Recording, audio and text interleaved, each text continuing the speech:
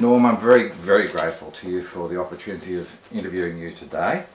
And maybe if we could start with, where you were born, where you went to primary school, high school, and maybe were you in the militia before the war, and when you joined the 8th Division Signals. Well, I was born in Bondi, and when I was 5 years old, my father was transferred to a little country town called McLean, a very Scottish country town on the Clarence River.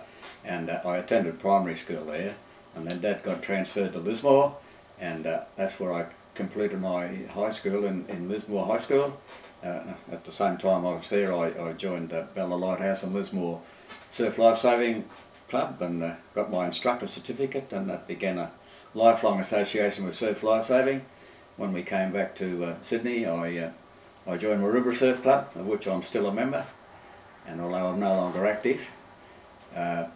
What was the rest of the question? Well, did you join the militia before the war? My uncle was in a militia unit called 2nd Cavalry Division Signals, and when he was in it they still had horses, and he encouraged me, and he was delighted when I joined the unit. And although we still had leggings and breeches and slash hats with the emu feathers in them, and after that I tried to join the AIF, but I was told to go away and have another couple of birthdays. Eventually, with my father's consent, I joined up at 19, and we went into camp well, we joined the Royal Showgrounds to start with, and then we went to Liverpool, and then Ingleburn, and then we went to Bathurst where we completed our training, and from Bathurst we boarded the Queen Mary and sailed for what we thought was the Middle East.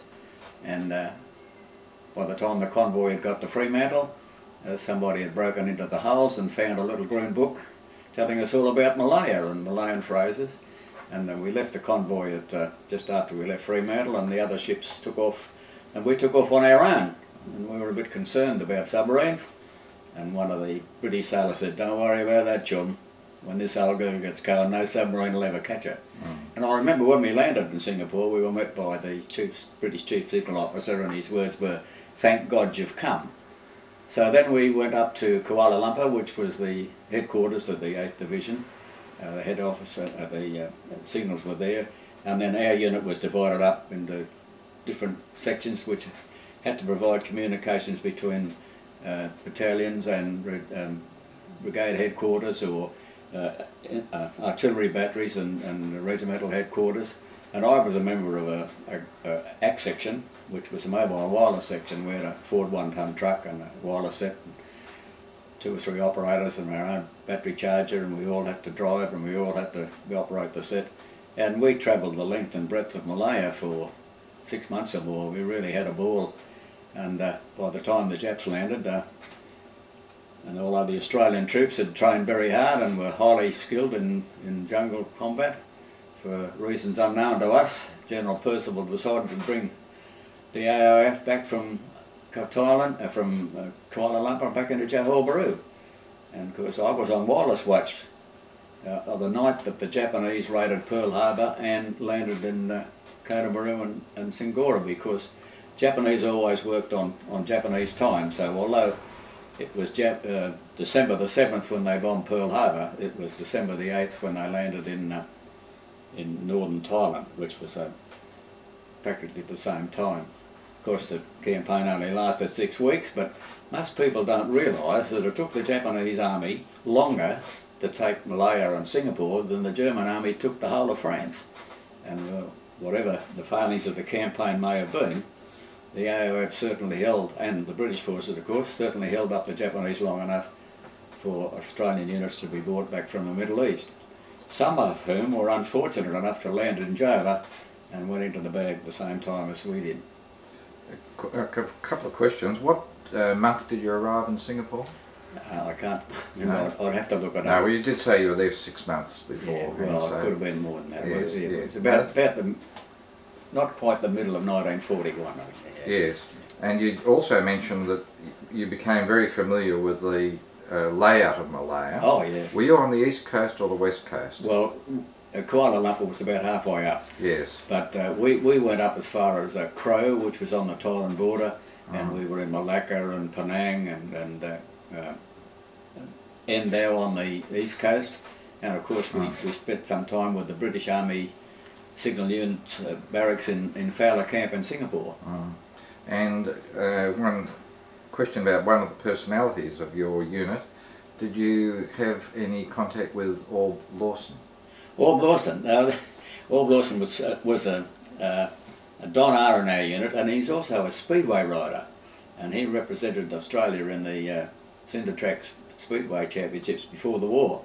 And it's a funny thing, he set up his own speedway when he came back. He had one in Perth and one in Sydney, and I worked for a company called WD&H Wills, and they sponsored one of his functions. And he said to me at one of our reunions, "Are you coming, Ando?" And I said, "Not me, I'm not high enough up the track." He said, "Well, fix that up." So he got me a pass, and I'm sitting along the chairman of the board of directors of the company. But we were all pretty young fellas in that section, and we had a reputation for being a little bit reckless with our driving.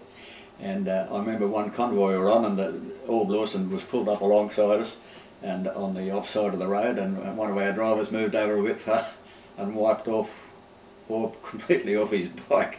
So we got the title of Act Section Wreckers. Yes, yeah.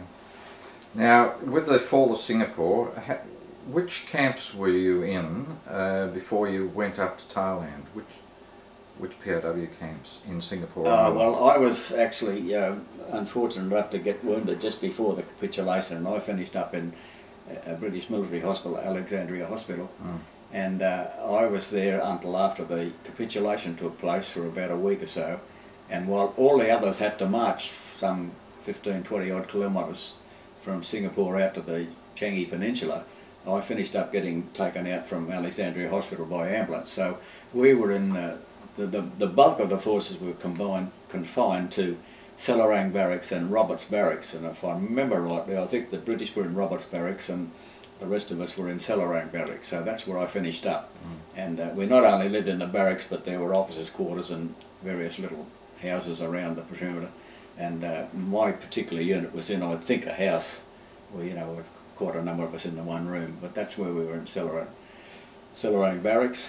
And then we got sent round different working parties to clean up the detritus after the war, and a lot of us worked on building a scenic road around the Royal Singapore Golf Course where the Japanese put up their big memorial, and we worked on the docks and the railway yards before we eventually finished up sending all the parties away to Japan and Borneo and Burma and Thailand. Now, when you moved from Alexandria Hospital out to the Changi area, and you said you were taken out by ambulance, was it an Australian ambulance? Would you recall at all? Well, I think it was one of our own Yes. mobile ambulance corps or field ambulance, I'm not sure. Motor ambulance convoy. Yeah. That's great. Now, you've got out there. Did you go off to any of the other camps like River Valley Road or Adam Park? No. We worked in we were living in a series of houses at Adam Park, and from there we used to march out to the golf course to work on the roads there. And did you ever work in the old Ford Motorworks? I didn't go to the Ford Motorworks until we came back, and I spent my 21st birthday working at the Ford Motorworks, and I saw the actual room in which the capitulation took place, and many years later I took my wife back, and that place was still there, and I was able to show her the room in which General Percival capitulated to General Yamashita, or Yamashita. Yes, yeah. Now, maybe we'll move forward to when you became part of F Force and going to Thailand. Yeah. Do you know what the selection process, how did you get chosen to go up there? Well, lots of parties were being selected to